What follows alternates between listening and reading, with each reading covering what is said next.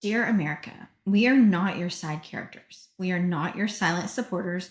We are the ones holding it together while everything is falling apart, and we are watching. We've been watching. When the schools were defunded, we packed snacks. When the books were banned, we built libraries in our living rooms. When politicians lied, we pulled the receipts. And when our rights were stripped, we didn't whisper. We raised hell. You want tradition? Here's a tradition. Mothers who said, no more, not my kids. Mothers who organized, marched, and resisted while baking casseroles and grading homework. We're not waiting to be remembered, we're writing ourselves in. You've read about the founding fathers. Now hear from the mothers because they warned you. I desire you would remember the ladies. That was not a request, it was a threat wrapped in grace, and 249 years later, we're cashing it in. We're Moms Against the Machine, and we are not going anywhere.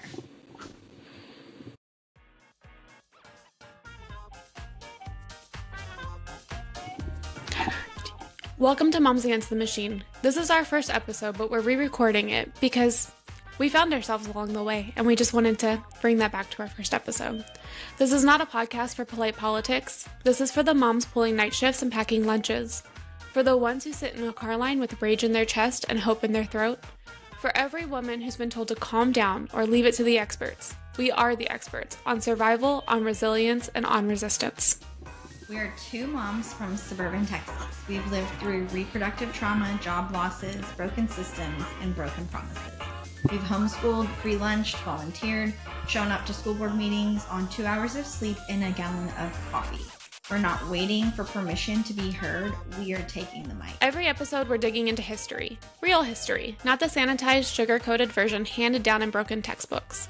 We're pulling forward the voices of the women who fought, wrote, bled, and raised hell. And we're using their fire to light this moment. Because when you know who came before you, you understand exactly how to fight now. This country is at a crossroads. We're raising kids right in the middle of it. We refuse to sit quietly while rights are rolled back, while truth is outlawed, while our children are handed a future full of fear. We believe that motherhood is political, and pretending that it's not is how they win.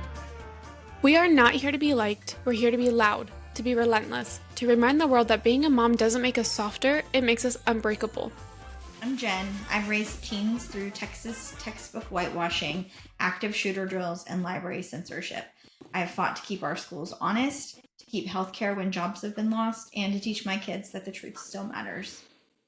And I'm Chelsea. I fought through miscarriages and accused days, through deconstructing my faith in a state that confuses theocracy for leadership. I homeschool my kids because I have to, not because I wanted to. And I am done playing nice with the system that keeps telling women to sit down and be grateful. We're Moms Against the Machine. We take history seriously and politics personally. If you're tired of being told that your rage is too much or that your voice doesn't matter, you have found your people. March 31st, 1776. While her husband is in Philadelphia helping to draft the future of America, Abigail Adams is at home, raising their children, running the farm, and managing the money that keeps them afloat. And she writes him this: I desire you would remember the ladies, and be more generous and favorable to them than your ancestors. Do not put such unlimited power into the hands of the husbands. Remember, all men would be tyrants if they could. Bingo. That was not a footnote. That was a call out. That was a wife staring down a revolution and saying, do not build yet another system that forgets about us. What do you think John Adams said in return? Oh, he laughed. He called it a joke. He said, we know better than to repeal our masculine systems. Like every man who's ever smiled when we get mad, then changed absolutely nothing. Abigail Adams wasn't just the wife of a founding father. She was a founding mind. She managed their entire household economy during a war while raising kids without legal power to even own what she controlled. She referred to their property as hers, and she made investment decisions that grew their wealth while Thomas Jefferson died in debt. She was self-taught, no formal education, just a brain and a bookshelf, and she didn't just read, she wrote. Over 1,100 letters to John alone, plus dozens to friends, political figures, and other women who were paying attention. These letters, they weren't love notes, they were intel, advice, strategy.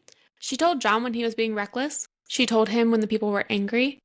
And she told him how to lead. She pushed for women to have more rights under the law. Yes, she supported women's education, and she also aligned herself with Judith Sargent Murray's early feminist work. But we're not going to lie to ourselves. Abigail wasn't out here fighting for full equality, not for all women, and definitely not for Black Americans. She opposed slavery, yes, but she also believed in an educated elite. She didn't support universal suffrage, she feared what she called mob rule, and she defended the Alien and Sedition Acts, even as they trampled free speech. This woman, who wrote her own revolution, stood by a law that jailed people for criticizing the government. Kind of cringe, bruh. It's messy. We just need to say that out loud, that it is messy. Politics back then were messy, just like they're messy now. But we can't cherry pick our heroes. Abigail was both radical and complicit. She fought for women, but only certain women. She did believe in liberty, but she was also deeply classist. She was right, she was wrong, but that's also why she matters and why we need to tell her story, the good, the bad, and the ugly. Yeah, even though the ugly is very right now. It's hard to hear the ugly when everything is so ugly constantly. I mean, it's not an excuse, but no. When you know better, you do better. Yes, it's part of it. Like, I mean, teaching the bad stuff is how we avoid continuously going towards the bad stuff. If we ignore it and sweep it under the rug, it's just going to keep happening. Exactly. Okay. When John became president, she didn't just redecorate the White House, she ran it. She woke up at 5 a.m. to run a political household, and she absolutely got involved in policy. And let's not ignore this part. She judged everyone, called Hamilton the very devil. I mean, to be fair, Martha Washington did name her feral tomcat after him. I know that's in the Hamilton, that is actually a verified fact. Called Gallatin sly, artful, insidious, and got dragged in the press for it. Albert Gallatin literally said, "She is Mrs. President, not of the United States, but of a faction." Translation: how dare a woman in power have any opinions? Sound familiar? Anyways, so let's bring her here right now. What would Abigail say about book bans, about school vouchers, about a Supreme Court gutting women's rights? All men would be tyrants if they could. She already told us. She saw it coming, and we're living it now. Yep. So she would be on Twitter, she would be on Substack, she'd be roasting congressmen with footnotes and dragging policy bros with footnoted receipts. So I do think she would be on Twitter low-key, because she would probably be on Twitter trying to, curry favor with the sides that would help her, but also still calling out BS. Oh, she'd be up with Linda McMahon trying to dismantle the Department of Education because she doesn't want public education for poor all people. Let's be honest. I do not think. Yeah, so she would be playing a little bit of both sides, but also doing some good. But yeah, maybe she would have evolved, but I definitely think she'd be like the Harvard and Columbia elitist crowd. She wouldn't be I don't think that you can really unencumber yourself from classism. Or maybe it wouldn't necessarily be. I think she might fight for public education for all, but she probably would fight against the student loans and the Pell Grants and everything else that makes it accessible. I agree. Is probably more of where that line would be drawn, so that way you have the more educated elite at that point. I agree. I don't know. I agree. I think she'd be somewhere in between. I think she would be doing good things, but also we would definitely be discussing her on our podcast, giving something side eye. Yeah, and the fact that John Adams and Alexander Hamilton, I don't think really saw eye to eye, especially with Alexander Hamilton having been an immigrant. And the more that you look into it with the Federalist Papers and stuff, John Adams was very against that stuff. So I don't think it would have, they definitely wouldn't have fought for, due process. They wouldn't have fought for a lot of the other stuff either, I don't think. Right. John Adams and Abigail Adams. So they'd probably be the Reagan Republicans. Yeah. Easy. Yeah. She would be in the inbox at school board meetings, filing Freedom of Information Act requests, still doing what she could, even if we didn't agree with all of it. Yeah. And she didn't need a podium. She had a pen. And sometimes the most radical thing a woman can do is write it down. Say the truth, even when nobody's listening, especially when nobody's listening. So ask yourself, what is the letter that you would write right now? Who are you demanding would remember you? What and who have you given your power to, and why? Trying to think if there's anything that I can add to that without fully diverting. Yeah, I mean, I know that giving my power to is very disrespectful men in general. Yeah, lending my power to disrespectful men for many years just to make peace with people. to make things polite, to go the path of least resistance. Yeah, the path of least resistance and the giving the power to. That the complacency is why we're in this mess. Exactly. We decided not to make a fuss. We didn't want to upset people. We just wanted to be able to live cohesively. And we've, as a whole have decided that that's not happening anymore. And there's a lot of hate and resistance and pushback, obviously. But yeah, I think our power has definitely gone to that side. They're not used to powerful women standing up and saying. Not even just powerful women, but men that don't agree with the other men. Yeah, that too. It is the fact that they're completely demasculating men over the fact that they don't agree with the MAGA. Yeah, it's crazy. Agenda. We're very obsessed with genitals. Very. Okay. If you've ever been laughed at, dismissed, or ignored, Abigail Adams is sitting beside you. She's not laughing anymore.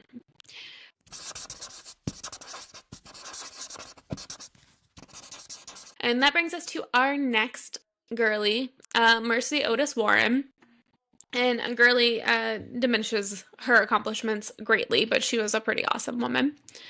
They told women to stay out of politics, to keep their opinions behind closed doors. Mercy Otis Warren heard that, and then dragged the British Crown imprint under a pseudonym, while raising 5 kids and hosting a revolution from her living room. She didn't wait to be invited to the conversation. She published it. She was born in 1728, Massachusetts. Mercy was the third of 13 kids. Yes, 13. No formal education because woman, but she sat in on her brother's tutoring, and guess what? She outread, outthought, and outwrote most men in the colony. By 9 years old, she was already soaking up Latin, history, and philosophy. By her 20s, she had more political knowledge than half of the British Parliament. That would be my child.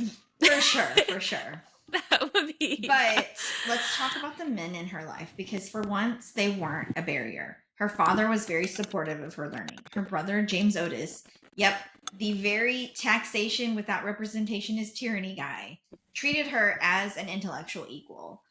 Her husband, James Warren, he straight up told her to keep writing. They were that couple, books on the table, patriots in the parlor, and revolution in the air. Mercy's first big shot, The Adulator, in 1772.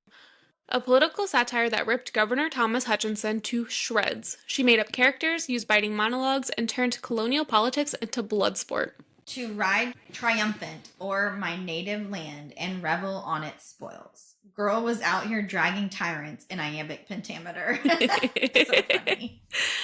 Then came the defeat in 1773, the group in 1775, and the blockheads in 1776. I want to read the blockheads. I want to know exactly who the blockheads are, because we have some blockheads in our current administration.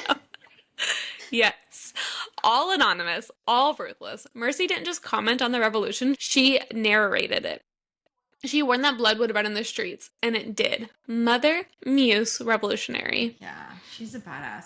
She raised 5 boys. That alone is crazy. Boys are... 5 boys and had time for this? Yeah, when did she find the time? Hosted revolutionaries in her home, corresponded with George and Martha Washington, had Abigail and John Adams as friends, Patrick Henry, Catherine Macaulay, and some women who were sitting at home knitting socks for the militia, but not her. She was writing the war. And she didn't just stop once the fighting ended. Her poems, dramatic and miscellaneous, tackled everything from liberty to moral decay. She called out the Constitution for lacking a Bill of Rights before it was cool. She straight up said, the new system is complicated, full of deception and ambition. So true. Which it was. True. It still is. I was about to say deception and ambition. It's we have it within us to be better, but we're going to put some sneaky stuff in here that still keeps all of us rich people rich. Oh, that bill.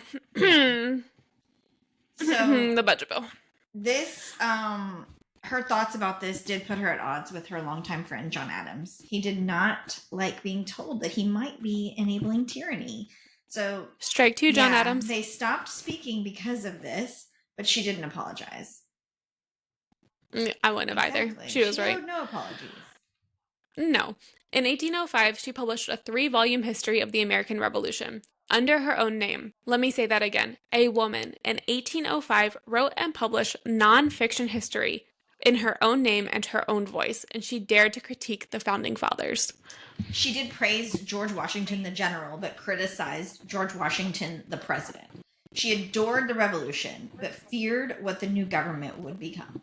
And she straight up called out John Adams for leaning too hard into Federalist power. It cost her friendships and sales, but she said what needed to be said. They had to watch at all points that her dignity was not endangered, nor her independence renounced. She saw it coming. She saw that even after winning independence, power still corrupts, and women still get pushed aside. She saw it coming. She saw that even after winning independence, power still corrupts, and women still get pushed aside. If Mercy Otis Warren were alive today, she wouldn't be behind the scenes. She'd be in the comment section, fact-checking members of Congress in real time.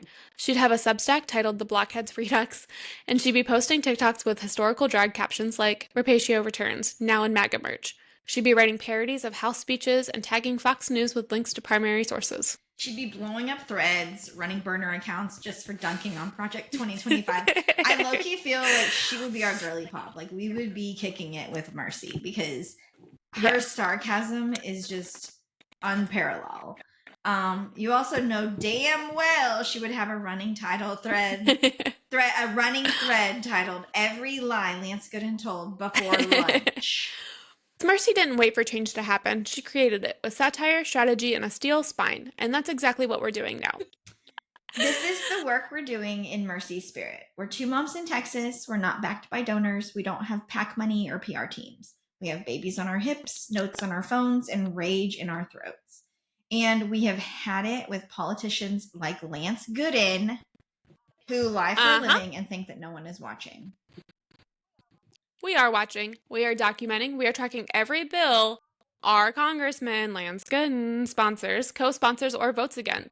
We are pulling receipts from the congressional record, from court documents, from his own Facebook page, and we are posting it so people can see exactly who he is. We have built an entire TikTok series around his voting record. We've called out his hypocrisy on everything from immigration to education to women's rights. We've been personally targeted, and we are still showing up because truth is more powerful than fear. And because silence helps no one except the people benefiting from the chaos. We're fact-checking one post at a time, debunking one lie at a time, answering DMs from other women who say, I did not know, I had no idea, and now they do. We're organizing town halls in districts where our representatives won't meet with the public. We're filing public information requests. We're connecting the dots, we're exposing the patterns, and we're doing the work of journalists, educators, and watchdogs because the people who were supposed to do it just stopped. And just like Mercy, we're doing it with our own names on the line. With our addresses public, with our safety at risk, because truth without courage doesn't change anything. So what do you think Mercy would say about all this, Chelsea? She would say, the blockheads have multiplied, and they've got microphones now. Whenever I think about the blockheads, I just think about a bunch of dummy Minecraft characters walking around with microphones, like with Marjorie Taylor Greene with blonde hair. Oh, America's Revolution. Lindsey Graham. Oh my gosh. America's Revolution did not end at Yorktown. You were in it. You were always in it. And that revolution is now digital. It's local. It's personal. So what's the truth that you're afraid to say? What power are you handing to people who have already proven that they'll abuse it? What would it look like if you stopped whispering? What do you think Mercy would do with a smartphone and a Wi-Fi signal? We are dragging corruption into the light. We are reminding people that dissent is patriotic, and we're raising hell in the name of the truth. Because the revolution wasn't won, it was inherited. And we are not letting it rot in the hands of people who want to sell it off for parts.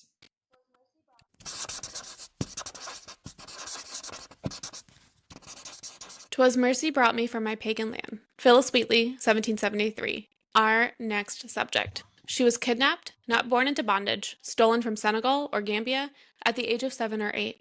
Her name was erased, her body was sold, and still, Phillis Wheatley became the first Black person in American history to publish a book of poetry. They named her after the ship that trafficked her, the Phillis. They branded her with the name of her enslavers, Wheatley. And by 12 years old, she was fluent in English, Latin, and Greek. By 20, she had written a book that traveled further than she ever would. They gave her literacy thinking it would make her a better house servant. Instead, she used it to write lines that cut through empires. Imagination! Who can sing thy force? Her intellect scared them. So much so that when she finished her book, she was put on trial, literally interrogated, by 18 of Boston's most powerful white men, including John Hancock, just to prove that a Black woman could be that brilliant. She passed, but even then, no American publisher would touch her work. So she crossed the Atlantic, sick and enslaved, and found support in London, where aristocrats praised her brilliance more than the Land of Liberty ever did. When she came back from London, her book was a sensation. She was freed shortly after, but freedom did not come with protection, prosperity, or peace. She married a free Black man, John Peters. All 3 of their children died. He was imprisoned for debt. She worked as a maid, and despite being a literary celebrity, she died in poverty at 31, with her last child dying beside her the same night. No marked grave, no statue, no nation that loved her back. Phillis Wheatley didn't just write about religion and virtue. She used sacred language to challenge systems that had tried to crush her. She wrote to George Washington, praised the fight for independence, then held up a mirror to the enslavers for calling themselves patriots. She wrote, "Remember, Christians, Negroes, black as Cain, may be refined and join the angelic train." That wasn't gratitude, that was defiance. A teenager telling the colonies, "Your revolution is incomplete until it includes me." Everything she was, and everything they tried to erase. Her second book was never even published. Most of the poems are lost. Some were rediscovered in the 70s and some were rediscovered in the 1970s and 80s. She wrote about God, about grief, about slavery, about herself, but only her safe poems made it into the textbooks. They didn't want the full Phillis, not the woman who buried 3 children, not the one who begged for patronage, then was discarded, not the poet who wrote lines more piercing than any musket.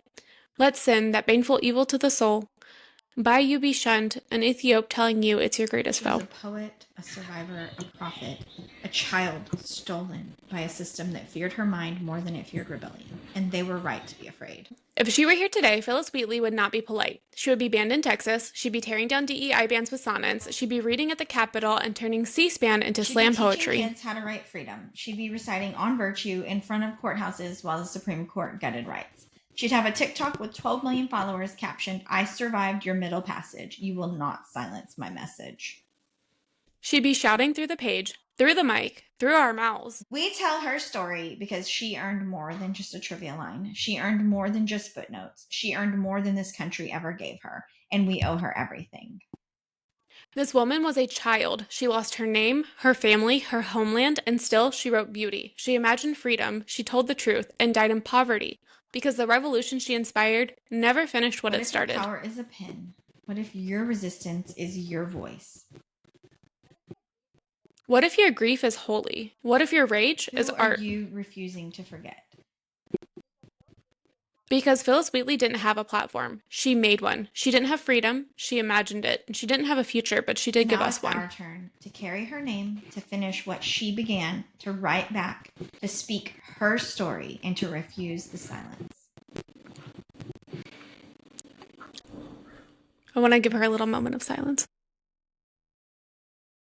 Let's take a breath, because what we're about to talk about isn't just another line item buried in a federal budget. It is fundamental, coordinated effort to defund knowledge, to starve public education, to gut the institutions that help people think critically, ask questions, and hold power accountable. The Trump administration just released its full fiscal year 2026 budget, and at the center of it is a $12 billion cut to the U.S. Department of Education. That's a 15.3% slash that will hit students, teachers, and families from every angle. And let's not sugarcoat it. They're calling this a responsible wind down, in quotation marks, of the agency. But the truth is, this is not a fiscal trim. It's ideological arson. This budget reads like a Project 2025 playbook. Destroy the public square, crush equity, and privatize everything that once served the common good. That, paying for college 101 group, every other day there's a post where someone says, "My grad student's fellowship was canceled. They're scrambling to find plans. They're having to completely revamp the way that they had structured their entire postgraduate plan because of funding cuts to anything higher education." Yeah. But also more specifically to the Title I funding, the funding for schools in low income areas is also being held completely flat. So it does sound like it might be a win, but in an inflationary environment like we currently are, Flat funding means that it cuts real terms. Schools cannot hire, they cannot expand, and they cannot meet their growing needs. Meanwhile, 18 other education programs supporting everything from homeless students to after-school programs to school safety, literacy, rural education, and more are being consolidated into a single, drastically underfunded grant. They were getting $6.5 billion, and now they're getting $2 billion, period. That means less for schools to help kids in trauma, less for programs that keep kids safe and learning after the bell rings, less for English language learners, less for teacher development. And why? Because the administration says too many of these programs are, quote, rooted in DEI, as if equity and inclusion are the problem, as if helping teachers understand trauma or poverty or race is somehow You know what actually is radical? Defunding preschool. They want to eliminate $315 million in preschool development grants because these programs dare to include anti-racist frameworks in early education. Okay, just wrap your head around that. We're cutting preschool programs because it teaches kids that they should not be racist. Yeah. And how do you teach somebody not to be racist? By educating them on what actually happened and the existence of other people. Not whitewashing everything. Same with teacher training. The budget calls to eliminate funding for teacher equity pipelines, partnerships, and quality initiatives, calling them indoctrination. Because apparently preparing teachers to meet real classroom challenges is now woke. Who exactly do they think benefits from this? Who gains when kids lose libraries, when classrooms go understaffed, when literacy programs dry up? Let's keep going. Pell Grants, which go to low-income students trying to access a college, are getting slashed from $7,400 to $5,700. That's a $1,700 hit to the most vulnerable students, even though college costs are rising. At the same time, federal work study is being cut by 80%. That's not just numbers. That's students dropping out. That's debt going up. That's first-generation kids being told, hey, maybe college just isn't for you. And if you're thinking, well, maybe this is about efficiency or deficit reduction, think again. The same administration is pushing to make the Trump tax cuts permanent, adding trillions to the national debt. So no, this isn't about saving money. It's about reshaping power. Even further. This isn't just about the schools. It's also about what happens in general when you try to defund public knowledge. President Trump has now formally asked Congress to rescind $1.1 billion in public broadcast funds targeting NPR and PBS. That's all funding through 2027, wiped out, gone. This would devastate rural stations, getting emergency broadcast infrastructure, and silence the only free educational content millions of kids can access in their own homes. NPR and PBS are biased, that they're leftist echo chambers, that they need to be punished for airing content that reflects reality. And here's the truth. In rural communities like ours, PBS is often the only educational media available. In parts of Alaska, Texas, the Midwest, PBS and NPR are lifelines. They deliver tornado alerts, public health information, kids programming, and community reporting. You're not just silencing critics. You're unplugging the last mic in communities that are already very underserved.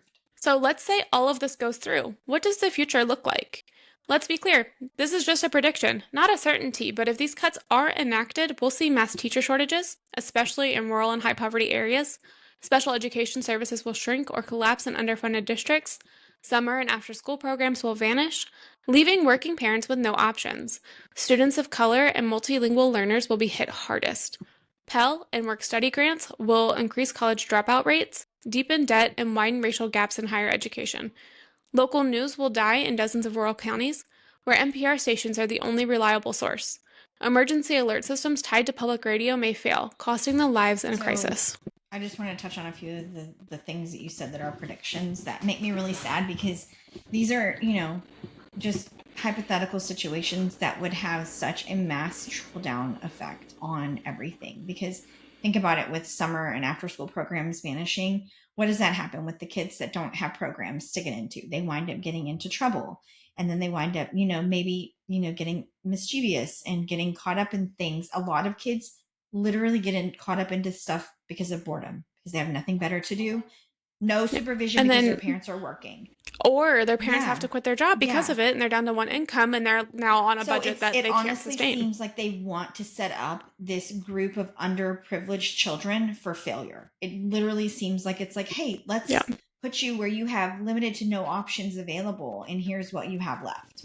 And so it puts them even further down and gives them less of an opportunity to pull themselves up by their bootstraps, as they would say. It's just disgusting. Yep.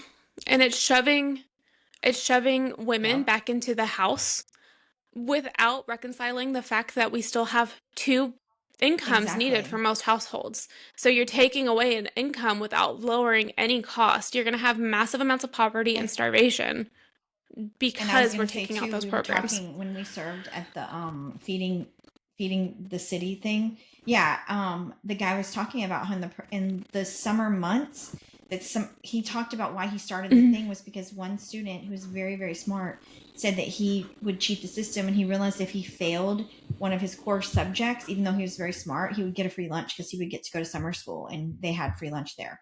And so you shouldn't have to fail a class just to get fed. We started this so that kids that don't have access to food, they want to make sure they have something, and so they partner with other groups to pass out the sandwiches. But I just thought that's so sad because there's so many people have it so good, and they don't realize how much a lunch that we made that had a sandwich, some chips, and a cutie in it can make a huge difference.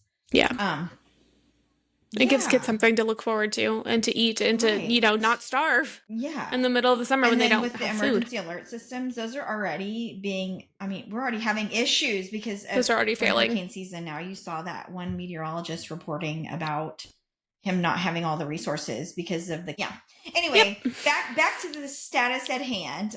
If Trump does win a full legal battle to dismantle the Department of Education, what's that going to be? The federal protections like IDEA and Title IX would be up for grabs. Your kids' rights to a fair education would depend entirely on your zip code, and there would be no federal agency to intervene. Being alarmist. We're just being honest. These are the stakes. They're not hypothetical. They're built into this budget. This podcast isn't just here to complain. We're here to inform, to organize, to fight. We've fact-checked this stuff. We've read every damn page. We've traced every defunding attempt. And we're going to keep going.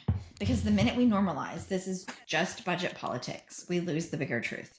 This is a deliberate effort to make Americans easier to manipulate by keeping us uninformed. And if we let them gut education and defund truth, that's not just rewriting budgets, they're rewriting reality. So here's the headline everyone's been waiting on. After years of underfunding public education while screaming parental rights into a Fox News microphone, Texas lawmakers finally passed an $8.5 billion public school funding bill. Governor Greg Abbott says he'll sign it, and in a state where teachers are breaking down their own classroom furniture for a lack of supplies, that is something. But let's be real, it's also too late for a lot of schools and still not enough. House Bill 2 gives schools extra money for teacher and staff salaries, special education services, educator training, early learning, and basic operations. That includes raises for full-time teachers and some support staff. But I want to put this in context for you. Schools have been operating off of the same base funding since 2019, pre-pandemic. Meanwhile, costs have skyrocketed: utilities, supplies, insurance, transportation. This bill includes a minuscule $55 per student increase in the basic allotment. For reference, education experts have speculated that we need $1,300 per student just to keep up with inflation. Not to mention, this follows a historic $32.7 billion state surplus last session, when lawmakers gave public schools nothing. Why? Because Abbott didn't get his vouchers passed yet. This was the political trade. No handouts for public schools until they open the door to privatization. Law, here we are, a shiny education funding bill with a shadow attached. Let's talk about that shadow. The voucher law will give families around $10,000 to send their kids to private school. Sounds good until you realize that it's taxpayer money. Most of it will go to families already in private schools. Up to 20% of that money will go to families earning over $160,000 a year, and it excludes undocumented kids entirely. Private schools don't have to accept everyone or follow disability accommodations. While HB 2 gives public schools a long overdue boost, it is happening alongside a law that will drain this same system. A law that sends public money to schools that aren't even held to the same standards. No STAR test, no state oversight, no requirement to admit all students. Let's do the math. Texas plans to spend $1 billion on vouchers over 2 years, but that cap vanishes in 2027. On the chopping block. And once again, lawmakers passed a bill that sounds good in headlines, but leaves out the long-term protections. So let's ask this one out loud for our listeners. How do we reconcile giving $8.5 billion to fix the damage of underfunding while simultaneously creating a new system that pulls money right back out the door?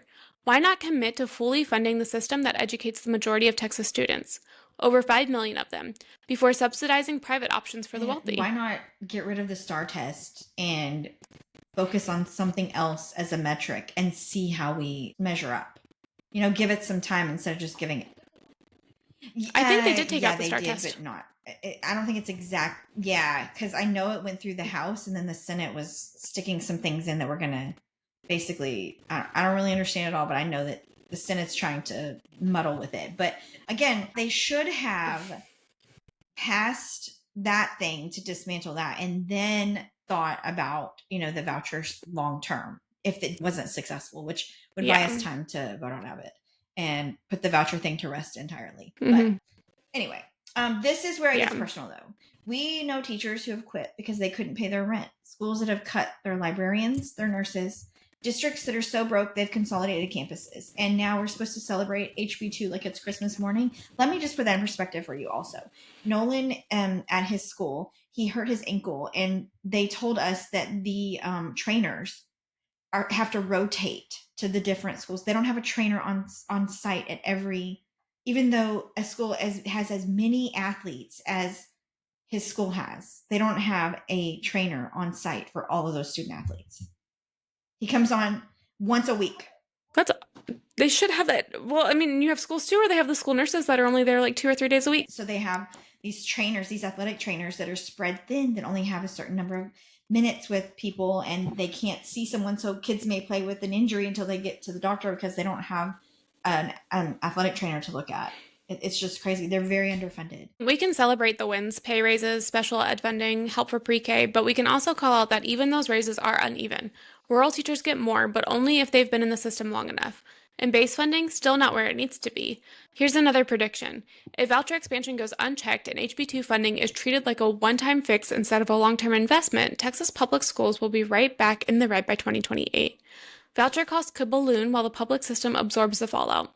Fewer students, fewer dollars, and less oversight, and more closures. The story they're selling is choice, but we've seen how this plays out in other states. Privatization benefits the very few and leaves the rest behind. Ask Arizona, ask Florida. Vouchers didn't even raise their academic performance. They widened inequality. We'll end this local news section with this reminder. Public schools are the only place where every kid has a legal right to walk through the door and be educated, whether they are gifted or have a learning disability, whether they speak English or not, whether they're poor, rich, queer, rural, or undocumented. This fight isn't just about schools. It's about democracy. It's about whether we believe that education should be a public good, something we build, something we protect and improve together, or a private commodity sold off to the highest bidder. We launched this podcast originally with the idea that we were going to give letters to America. And while I would have loved to reread the first ones, because we've had some time in this, we've got some more in-depth ones now. So this is my letter to America. Dear America, when we first launched this podcast, I was just trying to make sense of the chaos, of the bills, the noise, the bans, the bold-faced lies. I knew something was wrong, but I hadn't found my fire yet. Now, I've read the bills, I've traced the donors, I've watched a congressman target me online because I wouldn't let him shake my hand, and had a baby on my hip. I've seen firsthand what happens when you speak up in a red district, and I'd do it again tomorrow. Because I've got 2 kids watching. Because every lie they print in a textbook, I'm ripping out with truth. Because every dollar they rip from our schools is a future I will fight to rebuild. I will teach my daughter that intelligence is not a threat. I will teach my son that compassion is not weakness. And I will teach both of them that silence is never safety. So no, I will not back down. Not for their comfort, not for their power, and definitely not for their approval.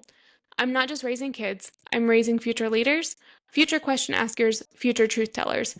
And you better believe they'll know exactly who tried to steal their future. With fire. Chelsea. I also rewrote my letter that I feel is more of a reflection of the fire within that's ignited from both of us, from our different paths of life. So I wanted to read mine as well. From Jen. Dear America, I've lived long enough to see history repeat itself. I've watched good teachers burn out, libraries get locked down, and school boards turn into war zones.